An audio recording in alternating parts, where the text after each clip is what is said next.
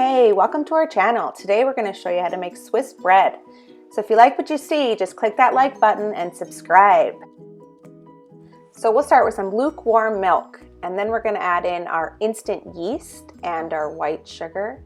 And we're going to whisk that together until the sugar dissolves, and then we're going to set it aside for 10 minutes. Meanwhile, in a large mixing bowl, mix together your flour and your salt. And then you're going to add softened butter, and it's crucial that you cut it up into little chunks. So we'll just throw those right in there. And lastly, we'll add the egg. So now you can mix those ingredients by hand, or we like to use our stand mixer, and we use the hook attachment, and we keep it on a low setting until it's mixed. Then we're going to add our yeast. See that foam? That means the yeast is activated.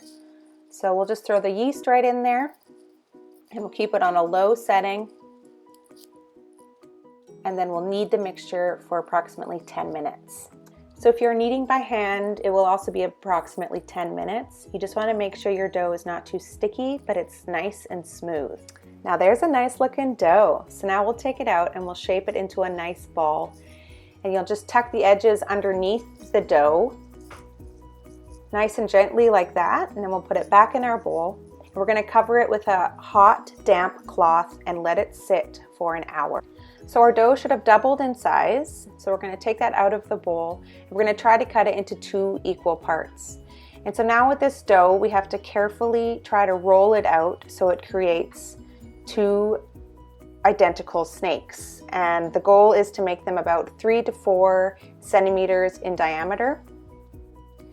And I find it helps if you can squeeze the ends of it when you're done. It helps a little bit with the braiding process. So I'm not going to lie, this is probably the most difficult part of making Zopf, the Swiss braided bread, is the braiding part. I try to show you as clear as possible in the video how to braid it properly.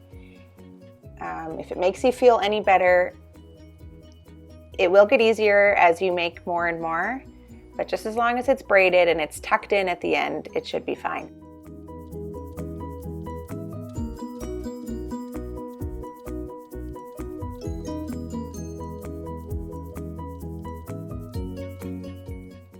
So if the snakes weren't totally identical, sometimes you'll have to just pinch off the end of one of them like I do here.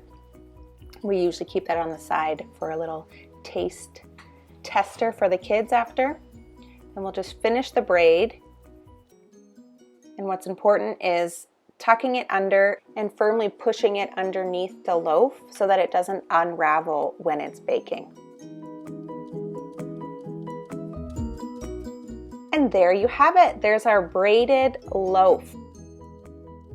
So on a baking tray lined with parchment paper, we're just going to place our braided loaf of Zopf. So we're going to whisk an egg and we're going to brush that onto our loaf. Just remember to keep the remainder of this egg because you'll need it to brush it again right before we pop it into the oven. So let's set aside a loaf for 30 minutes. We'll preheat our oven to 430 Fahrenheit. And to create steam in the oven, we're going to put water into an oven-proof dish and place that in the oven as well. And so now the 30 minutes is up, and we're just going to brush our loaf with the remainder of our egg. And we're going to pop that in the oven for 35 to 40 minutes. And you'll know it's ready when it's golden. And when you knock on the bottom of the loaf, it'll actually sound hollow.